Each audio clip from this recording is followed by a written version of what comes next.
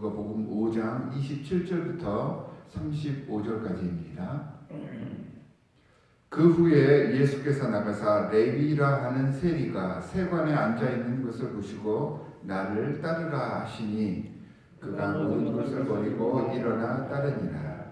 레위가 예수를 위하여 자기 집에서 큰 잔치를 하니 세리와 다른 사람이 많이 함께 앉아 있는지라. 바리새인과 그들의 서기관들이 그 제자들을 비방하여 이르되 너희가 어찌하여 세리와 죄인과 함께 먹고 마시느냐. 예수께서 대답하여 이르시되 건강한 자에게는 의사가 쓸데없고 병든 자에게라야 쓸데있나니 내가 의인을 부르러 온 것이 아니요 죄인을 불러 회개시키러 왔노라. 그들이 예수께 말하되 요한의 제자는 자주 금식하며 기도하고 바리새인의 제자들도 또한 그리하되 당신의 제자들은 먹고 마시나이다. 예수께서 그들에게 이르시되 혼인집 손님들이 신랑과 함께 있을 때에 너희가 그 손님으로 금식하게 할 수 있느냐. 다 같이 읽겠습니다. 그러나 그 날에 이르러 그날이 그들이 신랑을 빼앗기리니 그날에는 금식할 것이니라. 아멘. 자, 오늘 말씀은 세리였던 레위에 대한 이야기가 소개되고 있습니다. 지금 누가복음 이 앞부분에서는 계속해서 예수님께서 제자를 부르시는 그 장면들이 소개가 되고 있습니다. 자, 오늘 본문을 보면서 참 아이러니한 이름 하나가 나오죠. 자, 레위가 나옵니다. 여러분, 레위 하면 여러분들 머릿속에 떠오르는 지파가 레위 지파입니다. 레위 지파, 당연히 제사장의 사역을 감당했던 그러한 지파입니다. 레위 지파는 따로 자기 분깃을 갖지 않고 믿음으로 성별된 신앙의 삶을 살아야 했던 사람들이 바로 레위 지파였습니다. 그런데 그런 레위가 자신의 이름과는 전혀 무관한 세금 총부업자의 일로 생업을 삼고 세상을 살아가고 있다라고 오늘 본문 말씀에서는 소개를 하고 있습니다. 그러니까 이름은 제사장의 지파인데 그 하는 일은 당시 모든 사람들에게 천대받고 원망의 대상이 되는 세리의 일을 하고 살아갔던 사람. 아마 그 당시 이스라엘의 사회상을 그대로 드러내주는 그 시대가 만든 비극적인 인간상이 아니었나라는 저는 라고 생각을 한번 해봤습니다. 물론 이 레위가 세리의 직분을 감당할 수밖에 없었던 여러 가지 이유가 있었겠죠. 우리 일제시대에 우리의 전통 삶의 체계나 문화 체계 모든 것들이 다 무너져 버려서 삶 자체가 힘들어졌던 것처럼 지금 이 레위도 아마 그런 상황이 되었을 것입니다. 로마의 통치하에서 종교의 자유도 없었을 것이고 통치국가의 눈치를 보며 살아야 했기 때문에 이러한 상황 속에서 모든 체제가 다 무너져 버리고 그 가운데에서 어떻게 살아보려고 발버둥 치다가 하다 못해 이 세리의 직업을 택했겠죠. 어쩔 수 없는 선택이었음에도 불구하고 이 레위에게는 이러한 삶, 자신의 삶이 얼마나 모순된 삶이었겠습니까? 얼마나 괴로운 삶이었겠습니까? 이 레위의 모습 속에 현대 세상 속에서 물질과 문화의 세속화 속에 살아가고 있는 우리 신앙인들의 모습이 그대로 투영되어 보입니다. 신앙인으로 인침을 받았지만 제사장으로 이 세상에 부르심을 받았지만 세상 속에서 세상의 방식과 세상 사람의 눈치를 보며 사는 현대 신앙인들의 갈등이 이 레위의 모습 속에서 그대로 보여집니다. 내 모습이 이 레위의 모습 속에서 보여지고 있습니다. 오늘 본문에 나오는 레위는 사실 예수님의 제자 중에 하나였던 마태의 또 다른 이름입니다. 마가복음과 누가복음에서는 세리, 레위 이렇게 표현을 하고 있지만 마태복음에서는 레위라는 말 대신에 이 마태라는 말을 사용합니다. 그래서 우리는 레위라는 이름보다는 마태라는 이름이 훨씬 더 익숙해져 있습니다. 자, 오늘 본문에서는 이 레위, 세리였던 마태가 예수님의 제자로 변화되는 그 순간을 우리에게 보여주고 있습니다.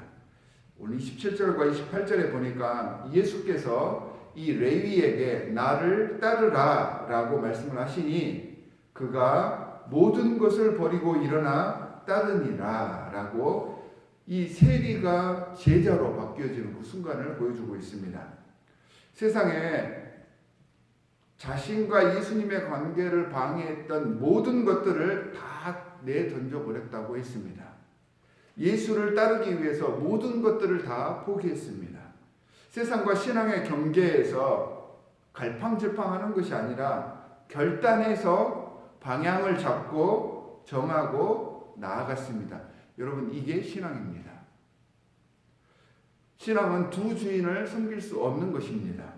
세상의 물질과 예수 그리스도 동시에 섬기지 못합니다. 선한 것과 악한 것들을 이렇게 블렌딩해서 어정쩡하게 그러한 자세로 살 수 없는 것이 신앙의 삶입니다. 오히려 이렇게 어정쩡한 삶, 블렌딩해서 이쪽도 속하고 저쪽도 속한 그러한 삶이 세상에서 살아가기가 더 힘든 삶입니다. 주님께 푯대를 맞추고 주님의 방식으로 살 것을 다짐하는 것, 이게 제자의 삶이고요. 신앙인의 삶이고 승리가 보장되어 있는 삶이 되는 것입니다. 레위는 자신의 익숙했던 세상적인 모든 것들을 다 버리고 예수를 쫓았다라고 오늘 본문에서는 소개를 하고 있습니다. 그런데 재밌는 것이 분명히 오늘 본문에서 레위는 세상에 자기의 모든 것들을 다 버리고 다 잘라내고 예수를 모시고 잔치를 벌였다라고 했는데 거기에 또 세리와 다른 사람들을 불러들였다라고 이야기를 하고 있습니다. 분명 레위는 자신의 모든 것을 다 버렸다고 했습니다. 자, 버렸다고 한 것에는 자신의 인간관계, 예전의 친구, 이런 모든 것들도 다 버렸다는 것이 포함되어 있습니다. 자신의 악한 과거를 다 잘라냈다는 표현입니다. 그래서 저는 이 부분을 오늘 이어지는 말씀에서 예수 그리스도의 사역과 관련해서 이해를 해보려고 했습니다. 자, 이런 자들과 함께하고 있는 예수님의 모습을 보며 바리새인들과 서기관들이 세리와 죄인과 함께 있다고 비방을 했다라고 본문은 이야기를 하고 있습니다. 그때 예수께서 그들에게 하신 말씀이 의인을 부르러 온 것이 아니라 나는 죄인을 불러 회개케 하기 위해서 이 땅에 왔다라고 말씀을 하셨습니다. 주님의 사역은요, 잘하고 있는 사람에게 상 주시러 오시는 것이 아니고 죄인들을 회개시키기 위해서 오셨습니다. 상급은 주 하나님께서 이미 예비해 두신 것이고 이 땅에서 선지자요, 예언자이고 메시아로서의 사역은 죄인을 회개케 하는 사역입니다. 자, 회개시킨다라는 말이 우리가 어감상 오해를 불러 일으킬 수 있는데요. 말로 네 잘못을 인정해라 이렇게 윽박 지르는 것이 회개를 시킨다라는 의미가 아닙니다. 회개시키기 위해서 예수님께서 하신 일이 무엇인지를 여러분들께서 생각해 보시기 바랍니다. 예수님께서 우리를 회개시키기 위해서 자신을 십자가에 못 박으셨습니다. 내가 옳기 때문에 너의 잘못된 거 다 뜯어고치고 네 죄값을 받고 내가 하라는 대로만 해라 라고 하신 것이 아니라 우리의 죄를 알게 하시고 주님의 사랑을 보여주기 위해서 예수님께서 스스로 못 박히신 것입니다. 회개시키기 위해서 우리에게 회개를 종용한 것이 아니라 자신이 희생하셨습니다. 이게 회개시킨다라고 하는 예수님의 진짜 의미입니다.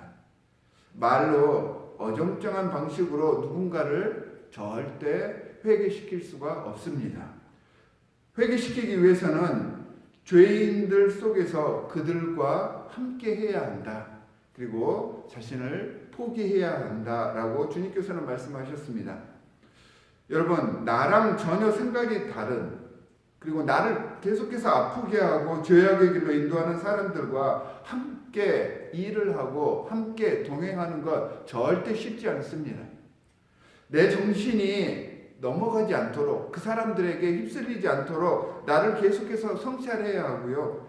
또한 상대의 비위를 맞추면서 끊임없이 인내하는 사역이 바로 이 사역입니다. 레위가 다른 세리들과 사람들을 불렀던 이유, 저는 예전에 알고 있었던 지인을 불렀다고 생각하지 않습니다. 이런 죄인들과 세상 사람들을 예수와 연결시켜주기 위해서 그들을 자신의 잔치에 불렀던 것입니다. 그는 분명히 주님을 따를 때 모든 것을 다 버렸다고 했습니다. 그래서 예전의 관계를 유지하기 위해서 그들을 불렀던 것이 아니라 이들을 나를 새롭게 하고 나를 회개시켰던 예수께 소개하기 위해서 그 잔치에 불렀던 것입니다.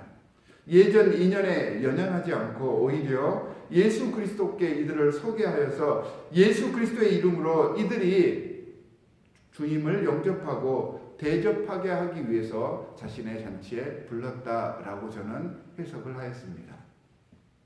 사랑하는 성도 여러분, 이런 레위의 변화와 영접, 그리고 세상 사람들을 위해서 베풀고 양보하고 대접하는 삶이 바로 신앙인의 삶입니다.